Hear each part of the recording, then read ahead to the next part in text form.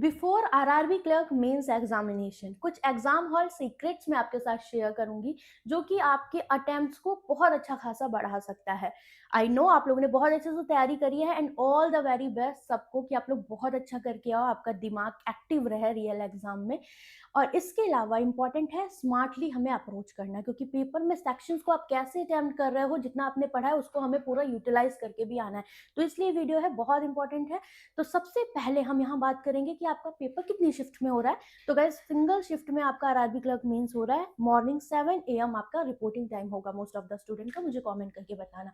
Now अभी हमें अपने सेक्शंस को कैसे अटेम्प्ट करना, क्या पॉइंट्स ध्यान में रखने हैं, उन्हें हम देखेंगे। बट बिफोर दैट अपनी चेकलिस्ट एक बार चेक कर लो। पहला, प्री और मेंस के एडमिट कार्ड आपको लेकर जाने हैं। दूसरा कि आपका जो आईडी प्रूफ है ओरिजिनल वो लेके जाना और उसकी एक फोटोकॉपी लेकर आपको जानी है। इसके अलावा अपने 2 से 3 फोटोग्राफ्स रख लेने हैं जो अपने रजिस्ट्रेशन के टाइम पे यूज किए थे, वहां पर यूज करने को हो सकते। तो इन 3 चीजों के बिना आपको दिक्कत हो जाएगी, तो ये पक्का अभी अपना रेडी करके रख लो। नाउ अब बात करते हैं कि हमारे पास रीजनिंग, कंप्यूटर, जीए, इंग्लिश या हिंदी लैंग्वेज और क्वांट, ये सेक्शंस रहेंगे। और इस बारी आपने देखा पेपर पैटर्न थोड़ा सा चेंज है। रीजनिंग में आपको 40 क्वेश्चन 50 मार्क्स के, क्वांट में भी 40 क्वेश्चन 50 मार्क्स के। कल मैंने आरआरबी पीओ का टॉपिक वेटेज बताया था।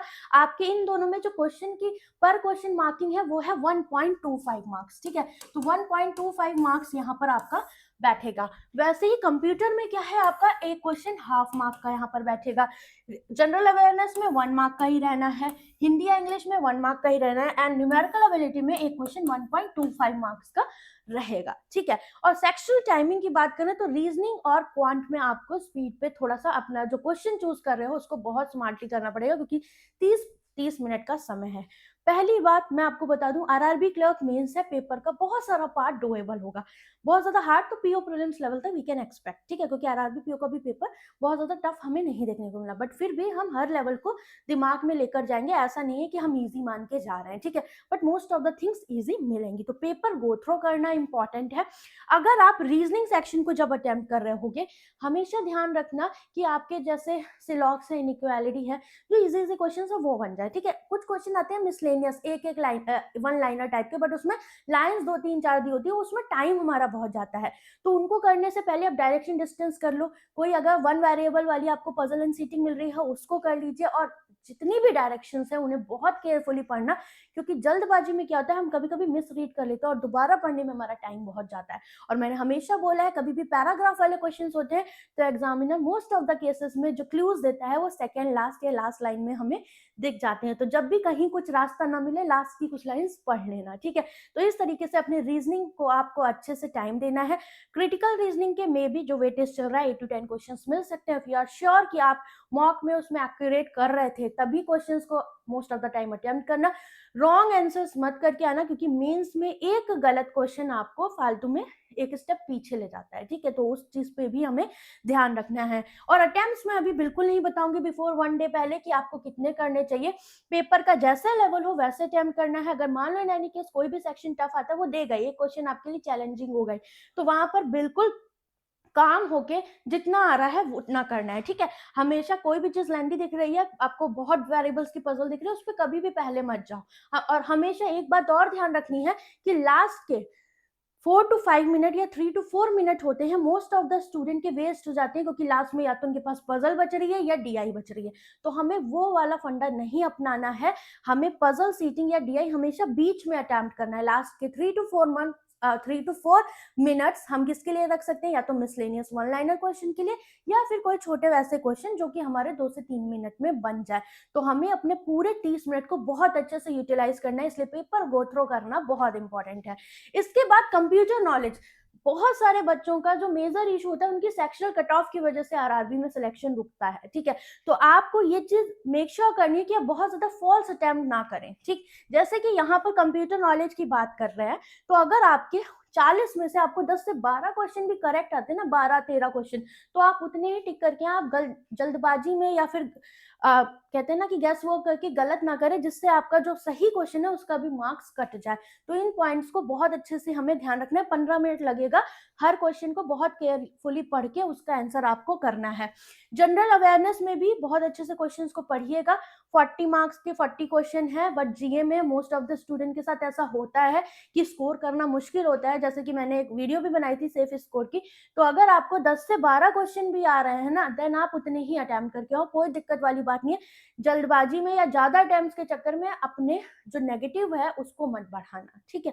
जितना आता हो एक्यूरेट करके आना। एक दो क्वेश्चन में गैस वर्क चल जाता है, बट उससे ज्यादा नहीं, क्योंकि आप जितनी मेहनत क्वांट रीजनिंग और इधर करके आओगे, यहाँ सारा कुछ बराबर कर दोगे। सेक्शनल कट ऑफ भी चला गया, ओवरऑल कट ऑफ क्लियर हो रहा है, सेक्शनल चला गया, फिर भी आप क्या फेल ही हो जाओगे ना, मतलब वहां पर फिर आपको सीट नहीं मिलेगी ना।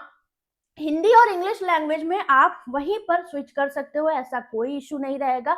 अगर आपको अभी भी स्टिल लगता है डाइसी की मुझे नहीं पता मुझे क्या अटेम्प्ट करना है, तो आप गो थ्रू फटाफट कर सकते हो, बट आपको एक ही सेक्शन चूज करके उसे अटेम्प्ट करना होगा। यहाँ पर भी इंग्लिश सेक्शन में मैं बता दूं या हिंदी में, डायरेक्शंस को बहुत अच्छे से रीड करना ताकि गलतियां ना हो, ठीक है। गलतियां बहुत होती हैं। जैसे इंग्लिश में आप अटेम्प्ट कर रहे हो तो आप क्या करें, स्टार्टिंग फेज में वन लाइनर क्वेश्चन या जैसे हैं उनको अटेम्प्ट करें, या मैं आपको सजेस्ट करूंगी कि आप शुरुआत के ही टाइम में आरसी को अटेम्प्ट कर लें, क्योंकि ये मेंस का एग्जाम है। लास्ट में आप वन लाइनर्स को निपटा सकते हैं, ठीक है। पैराजम्बल अगर आपके एग्जाम में आ रहा है तो कनेक्ट करके दो दो स्टेटमेंट्स को उस तरीके से करें। ऑप्शन एलिमिनेशन बहुत वर्क करता है, तो अपने इंग्लिश सेक्शन में ऑप्शन एलिमिनेशन मेथड को काफी यूज करें, ठीक है। इसके बाद बात कर लेते हैं न्यूमेरिकल एबिलिटी क्वांट सेक्शन अपना, ठीक है। तो इसमें हमें क्या ध्यान रखना है, कैसे अटेम्प्ट करना है। सबसे पहली बात, 40 क्वेश्चंस आपके रहेंगे, फटाफट ढूंढ के जो भी स्पीड में आज का पोर्शन मिलता है उसे अटेम्प्ट कर लो।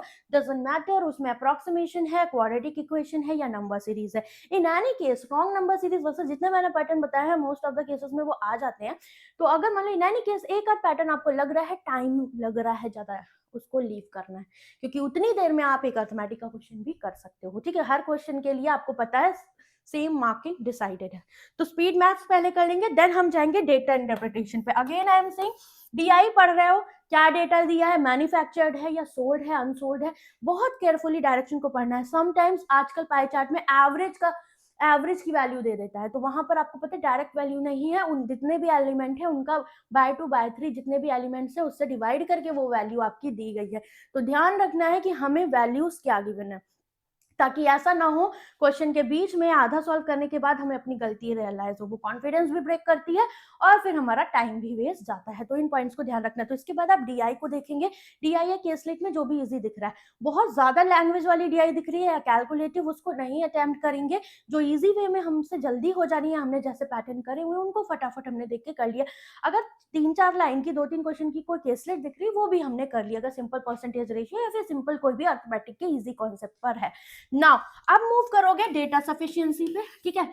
फिर क्वांट में डेटा सफिशिएंसी करना है, आपको पता है स्टेटमेंट 1-2 बेस्ड आएगा, तो आप कनेक्ट करके भी कर सकते हो। समटाइम्स डीएस में सॉल्व नहीं करना पड़ता है, बट इस बात का ध्यान रखिएगा दोनों साइड से अगर वेरिएबल हमारे ऐसा तो नहीं कैंसिल आउट हो जा रहा है तो वहां पर कैन नॉट बी डिटरमाइन या फिर नन ऑप्शन हो, तो इस पे भी हमें केयरफुल रहना है। Now you can move to the arithmetic. Single जो आपके अर्थमेटिक है उन पे पहले फोकस करना। Q1 Q2 अगर इजी लग रहा है, लाइक Q1 का वैल्यू निकालना है, Q2 डायरेक्ट दिया तो उनको भी आप कर सकते हो, बट उससे पहले अगर आपके दोनों स्टेटमेंट बिगर है Q1 Q2 के, तो उससे पहले आप सिंगल अर्थमेटिक वाले क्वेश्चन अटेम्प्ट करिएगा। उसमें भी बाय ऑप्शन मदद जरूर लीजिएगा, ठीक है, क्योंकि सम टाइम मल्टीपल के थ्रू हमसे क्वेश्चंस जल्दी हो जाते हैं। तो इस तरीके से आपका पेपर अटेम्प्ट करने का सीक्वेंस होना चाहिए। और हर एक सेक्शन में अगेन आई एम सेइंग बहुत कामली और बहुत अच्छे से डायरेक्शंस को रीड करना है ताकि आपसे गलतियां ना हो। बाकी ऑल द वेरी बेस्ट, अच्छा होगा पेपर। एग्जाम स्टार्ट करने से पहले अपना पीसी माउस बहुत अच्छे से देख लेना, रिपोर्टिंग टाइम पर पहले टाइमली पहुंच जाना ताकि पैनिक ना फील करो, और थोड़ा सा खुद को टाइम दो डीप ब्रेथ लेके, ताकि नर्वसनेस ज्यादा ना रहे, ठीक है। और जब भी ऐसा फील हो इन बिटवीन किसी भी क्वेश्चन में कि हम फंस गए या मुझे लग रहा है पेपर तो गया, ठकुर तो गया हो, ऐसा कोई सीन आता है, टेक अ डीप ब्रेथ, 2-3 बार ऐसे करना, थोड़ा सा रिलैक्स होगा, हमारे नर्वस सिस्टम को फील होता है कि everything is okay, now you can start from that part. जब तक पेपर खत्म नहीं होता है उम्मीद नहीं छोड़नी है और अपना 100% हमें देकर आना है, क्योंकि हमने बहुत मेहनत करी हुई है, ठीक है। तो ऑल द वेरी बेस्ट, सब कुछ अच्छा होगा। छोटे छोटे पॉइंट्स है जिन पे ध्यान रखना, क्योंकि आई नो हम पेपर देने जाते हैं बट ये सारी चीज़ें हमें अंदर से पता होती है, बट एग्जाम हॉल में हमें वो चीज़ें एकदम से याद नहीं आती, इसलिए मैंने ये वीडियो बनाई थी। तो आई होप आपको ये हेल्पफुल रहेगा। तो all the very best guys, bye bye, take care.